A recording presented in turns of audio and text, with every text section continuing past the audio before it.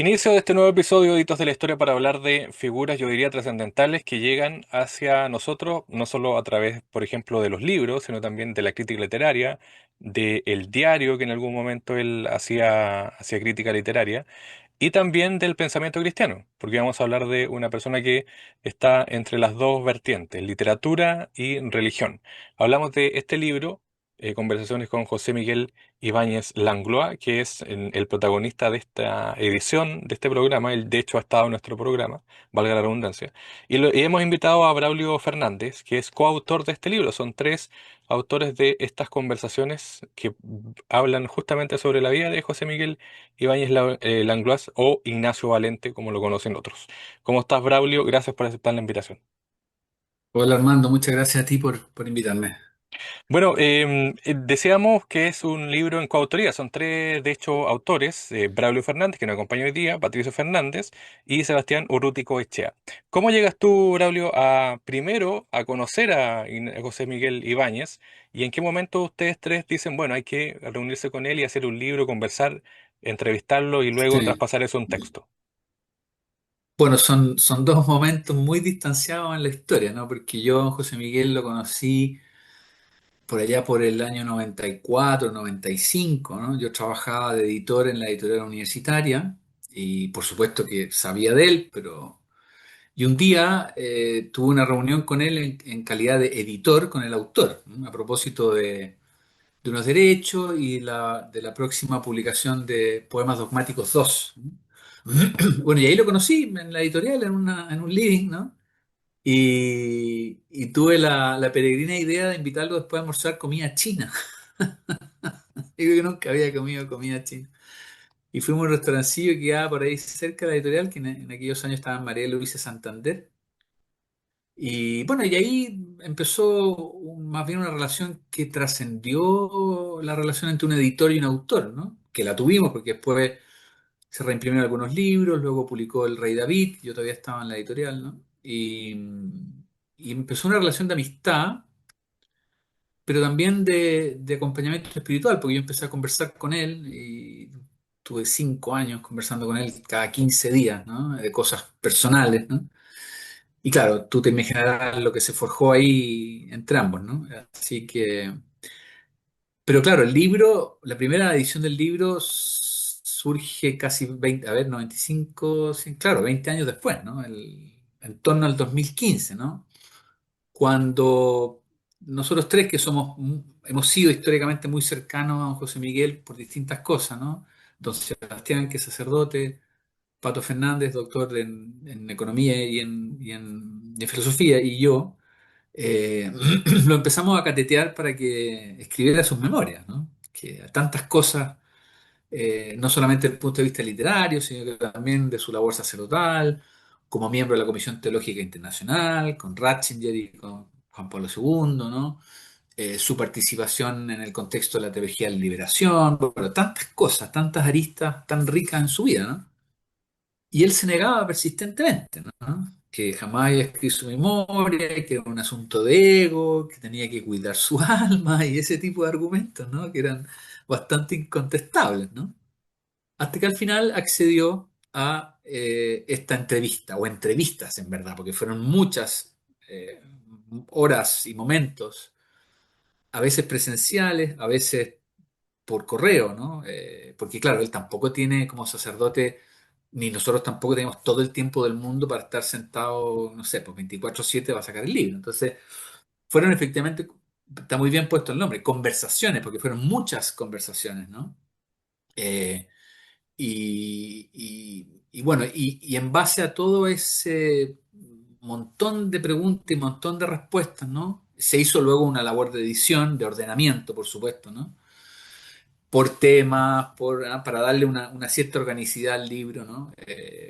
Porque dada la naturaleza de su origen, porque claro, si hubieran sido conversaciones espontáneas en un periodo acotado de tiempo, bueno, parte de esa espontaneidad había sido que quedaran las preguntas de la manera natural en que fueron articuladas, ¿no? Pero dado que esto fue un trabajo de muchos meses, el sentido era darle un orden, ¿no? Tanto cronológico como temático, que es un poco como de lo que va el libro, ¿no? O sea, las conversaciones, los diálogos van desde su infancia hasta el momento actual, pero también de pronto se entrecruzan temas que son unidades temáticas en sí mismas. Estamos Ah, y hablando, bueno, y sí, lo otro es que también fue muy interesante porque dada la condición de cada uno de los entrevistadores, don Sebastián Urruticoechea, que es sacerdote y doctor en Derecho Canónico, Patricio Fernández, bueno, todos profesores de la Universidad de los Andes, Patricio Fernández, que es, ya decía, doctor en Filosofía y en Economía, y yo, doctor en literatura y profesor de IDEM, digamos, bueno, cada uno obviamente le preguntó desde sus perspectivas, ¿no? Eh,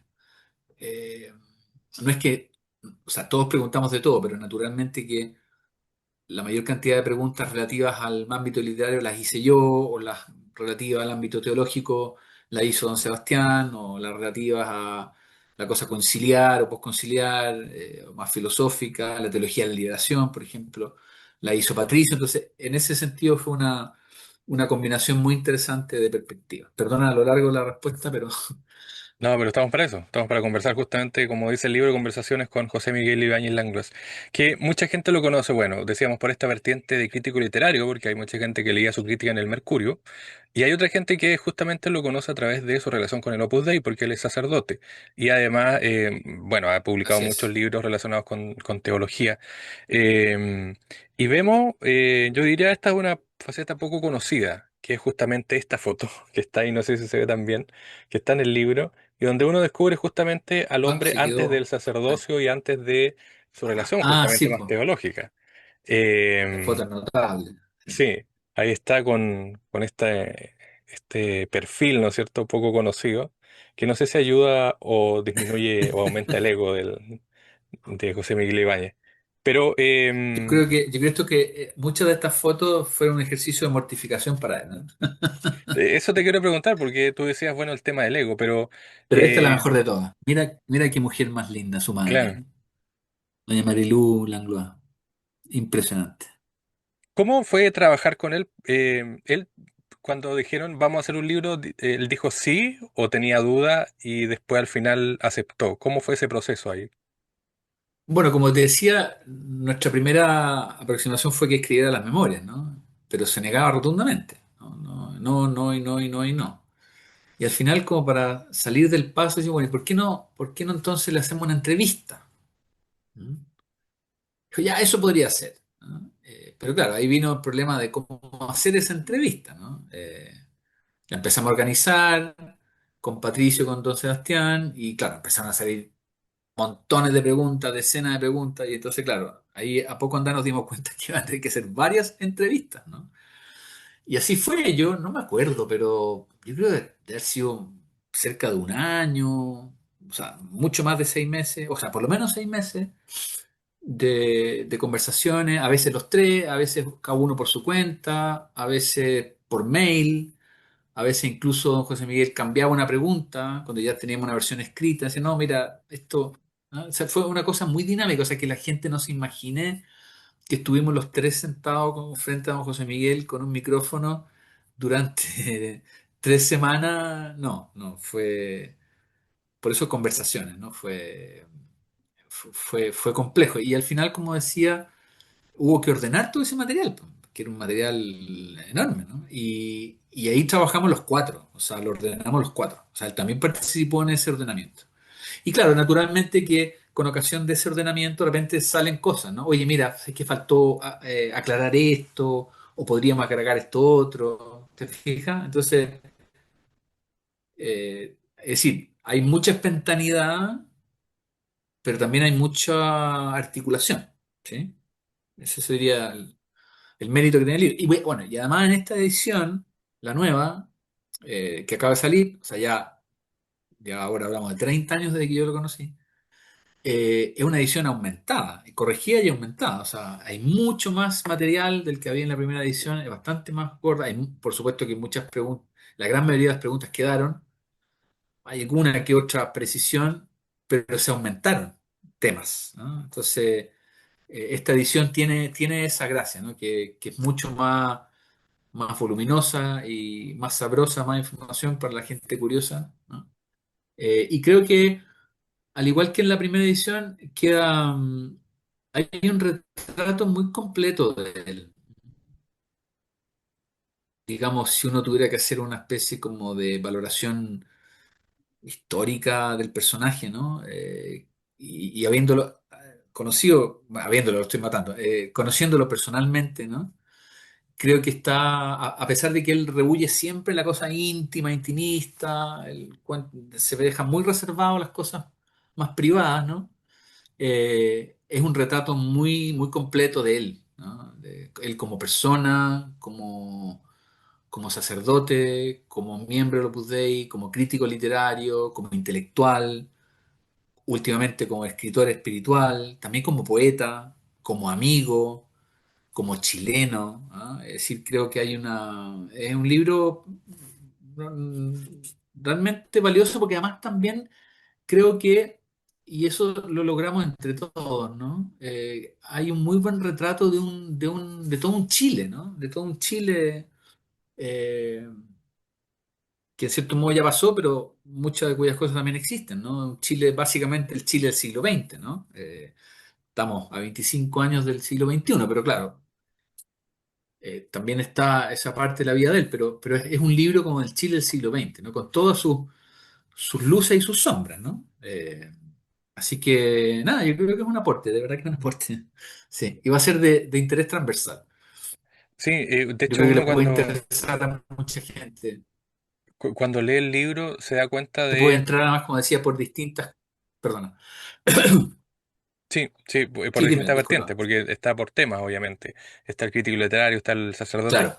Te quiero preguntar justamente por el crítico literario, porque uno conoce a José Miguel Ibáñez como Ignacio Valente, ¿no es cierto? Que él de hecho lo explica también ahí en el libro, por qué aparece el nombre de Ignacio Valente y cómo es su relación con el Mercurio, que es el diario que le dio la oportunidad de hacer crítica literaria. Pero hay, por ejemplo, datos sabrosos. Hay gente que no sabe que a Ignacio Valente o a José Miguel Ibáñez había gente que lo iba a ver, escritores, gente muy reconocida que lo iba a ver para que escribiera crítica literaria sobre sus libros, bueno, le regalaba el libro, y él decía incluso que en algún momento como que eso se fue como desdibujando, como que el crítico literario como que también se fue tomando su vida en el sentido de tomar un protagónico dentro de su vida, no solo el sacerdote, sino que también el crítico literario. Eh. Bueno, ahí hay por lo menos tres cosas interesantes que comentar. La primera que tiene que ver con el tema del seudónimo, ¿no? Más allá del origen del seudónimo, que está contado por qué Valente y por qué Ignacio, bueno, era también una manera de marcar una frontera muy nítida entre el rol de crítico literario y su condición de sacerdote, ¿no? Es decir, desde el inicio, decir, yo lo que voy a hacer aquí es crítica literaria y lo que haga, bien o mal, debe ser ponderado desde esa posición. Digamos, a estos efectos, ser sacerdote es accidental, a estos efectos, ¿no? Entonces, marcó esa línea, ¿no? La segunda cosa es que, claro, eso igual nunca cayó muy bien, porque dices, ¿cómo el principal crítico literario de Chile es un cura? ¿No? Y además un cura del Opus Dei, digamos, ¿no? Con todos los prejuicios que hay a ese respecto. Aunque ya habíamos tenido un gran crítico literario, ¿no? Omer Emet, ¿no? O sea, los tres grandes últimos críticos literarios, Omer Emet, Alone, Ignacio Valente, curiosamente los tres con seudónimo, ¿ah? Y el primero y el tercero sacerdotes, ¿no? Pero bueno. Y lo tercero es que sin perjuicio de eso, o sin perjuicio de ese prejuicio, era un hombre muy respetado, efectivamente, ¿ah? Muy respetado.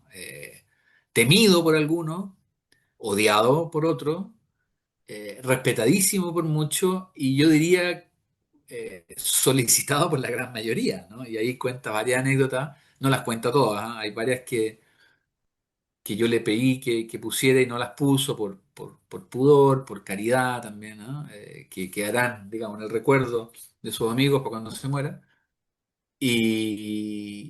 Pero claro, ahí esa como tensión entre una especie de prejuicio a este crítico, pero al mismo tiempo una valoración casi transversal por los escritores necesitados de su...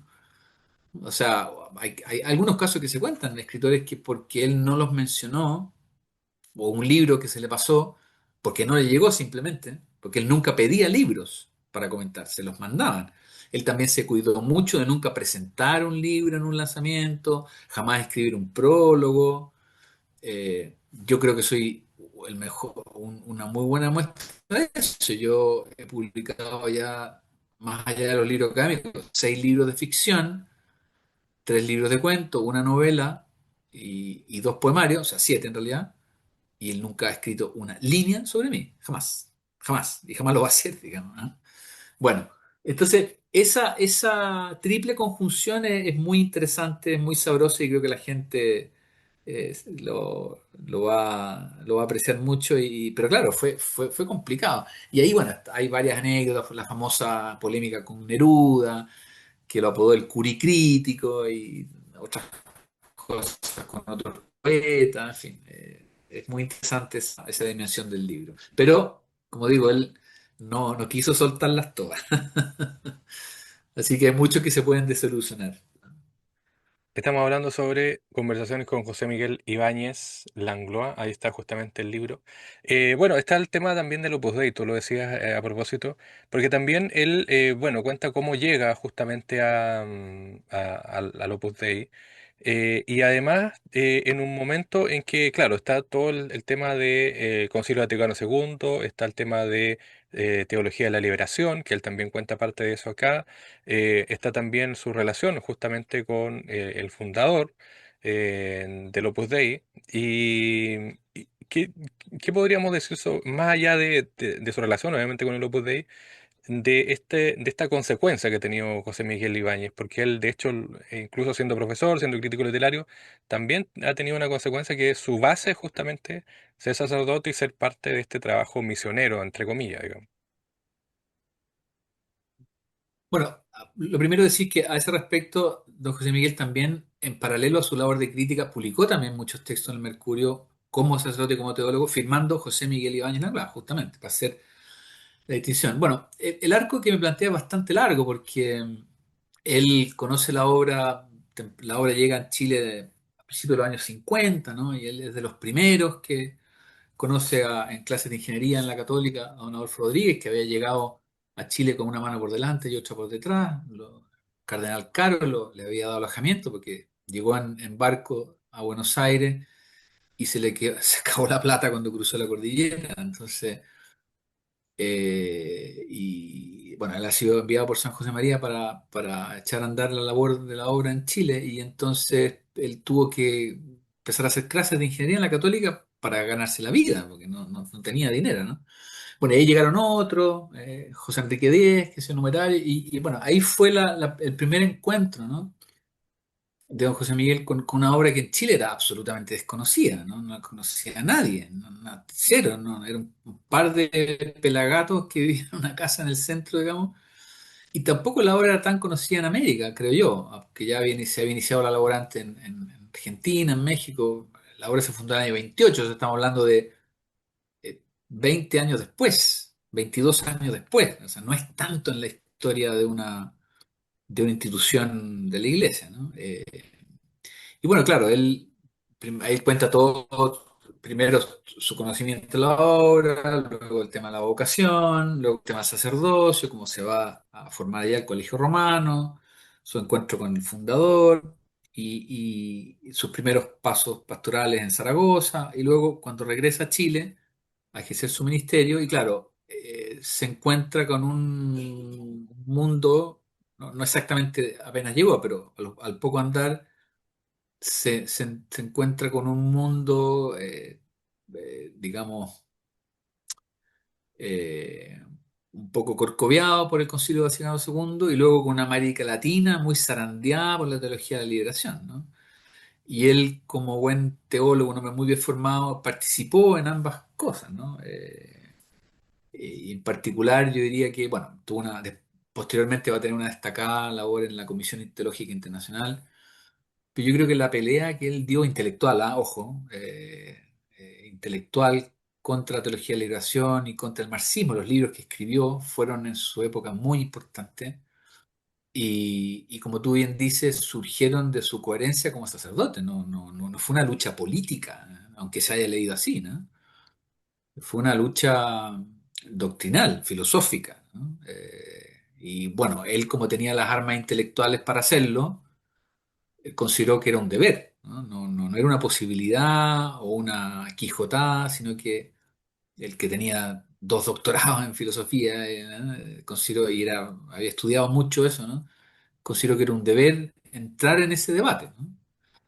Y un debate que ya no existe, ya se acabó, fue propio de los años 60 70, ¿no? Pero en ese momento fue una cosa muy álgida y que se mezcló en el caso de América Latina, además, con los coteltazos que ocurrieron después del Concilio Vaticano II, que fue un momento maravilloso para la Iglesia, una vuelta muy potente a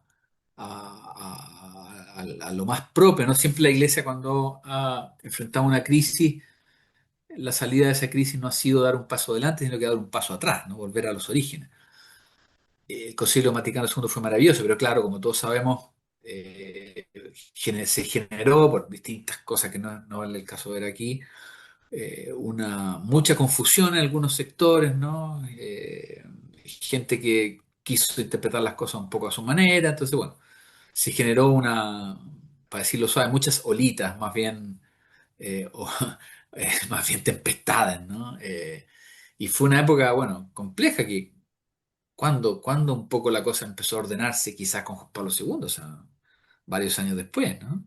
Entonces, claro, en ese contexto a él le tocó tener ese protagonismo y creo que él lo hizo en conciencia y lo hizo muy bien, digamos. Estamos hablando con Braulio Fernández, coautor del libro sobre José Miguel Ibáñez Langlois.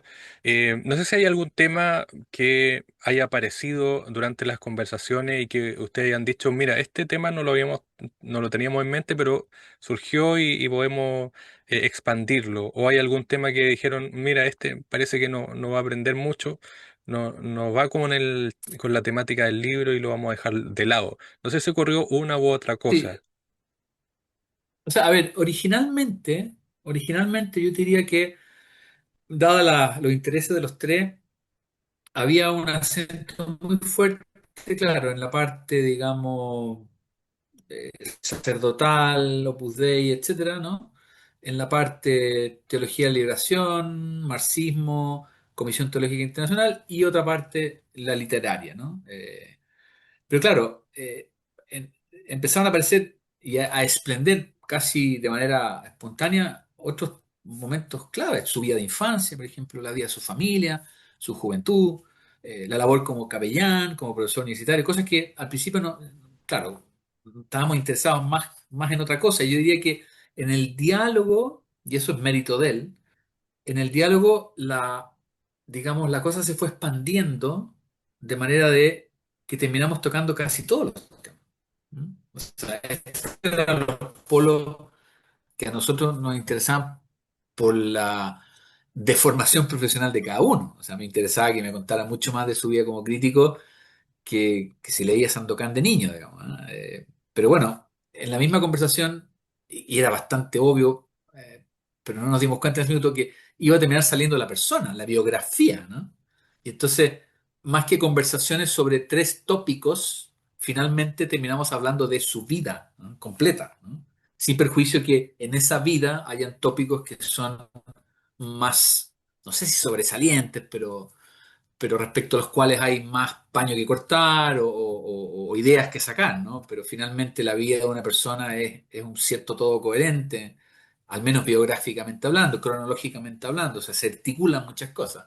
Y yo creo que eso le dio finalmente un tono mucho mejor al libro, algo mucho más vivo, mucho más fresco, ¿no? Lleno de anécdotas preciosas de su infancia, con sus hermanos, con su madre, el campo. Cuando las cosas más graciosas del libro, cuando está en su confirmación y el obispo le pregunta qué nombre se va a poner y dice Sandokan. El obispo le dice, no, ese no es un nombre cristiano, ¿no? Entonces dice, bueno, entonces César Augusto, ¿no? Y tampoco. Y al final, bueno, a regañadientes, Augusto, y quedó molesto en su confirmación. Bueno, todas esas anécdotas también lo reflejan mucho a él, ¿no? Su libertad, ¿no? Su amor a la libertad, eh, lo poco predecible que es, ¿no? Porque, bueno, todos tendemos a caricaturizar, no estoy haciendo un juicio, muchas veces las caricaturas tienen algo de fundamento por culpa los categorizables, digamos, ¿ah? Caricaturizables, perdón, pero yo creo que acá lo que, quizás lo que más atraviesa el libro completo es esa libertad, ese amor por la libertad, ¿no? Que por lo demás, bueno, es un tema del centro de la predicación de San José María, a quien obviamente don José Miguel Áñez le debe, no sé si todo, pero mucho, por lo menos, ¿no? Entonces, y eso es muy interesante el libro. Bueno, hay fotografías, hay testimonio, obviamente, hay cosas muy, muy interesantes de las vertientes que tiene José Miguel Ibáñez Languas. Por último, Braulio, me imagino que él, no sé si lo hizo o no, que creo que sí, leyó el libro completo y dio su opinión. ¿Hizo eso o finalmente como que desistió Sí, un no, poco de la eso? versión, como te decía, la versión final en la primera edición que hubo que ordenar, como te contaba, ¿no? Que toda esta espontaneidad finalmente hubo que ordenarla, articularla, ¿no? Editar. Esto no es simplemente la transmisión de un micrófono, o sea que hay trabajo de edición, obviamente, ¿no? Claro, él dio la última lectura final y claro, hubo también cosas ahí que se precisaron, alguna pregunta que se eliminó, otra que se agregó, otra que se alargó, otra que se acortó, o sea, claro, digamos, el barnizado final, ¿no? Del mueble lo hizo él y con toda razón, porque bueno, son conversaciones sobre él, ¿no? O sea, aquí el protagonismo lo tiene él, no nosotros. Nosotros somos vehículos, fuimos más bien vehículos para que le va a cargar esto que yo le diga, para que él se luzca, digamos. Bueno, no es que no quería lucirse, pero se luce, en el sentido de que, entendido lucirse, en el sentido de que da cuenta de lo que nosotros queríamos que diera cuenta, ¿no? Entonces, se cumplió el objetivo. O sea, ¿qué es lo que queríamos nosotros cuando planteamos originalmente las memorias? No era en realidad que escribiera memoria, lo que nosotros queríamos que muchos aspectos de su vida no se perdieran. Eh, Llámese eso, memorias, conversaciones, testamentos, da lo mismo. O sea, finalmente lo que queríamos es que ciertas cosas de su vida no se perdieran porque nos parece que son muy valiosas y que pueden servir de ejemplo para las generaciones futuras. Ese era el objetivo y creo que se cumplió con creces, ¿no? Y él tiene, por supuesto, una labor muy central en eso de hacer la articulación final, ¿no? Braulio Fernández, coautor de este libro, Conversaciones con José Miguel Ibáñez Langloa, de Ediciones UC y justamente de las ediciones de Universidad de Navarra, que son estas dos bases para conformar el libro. Braulio, muchas gracias por el tiempo, éxito también y gracias por compartirnos parte de este trabajo. Muchas gracias, Armando, por la invitación. Que te vaya muy bien.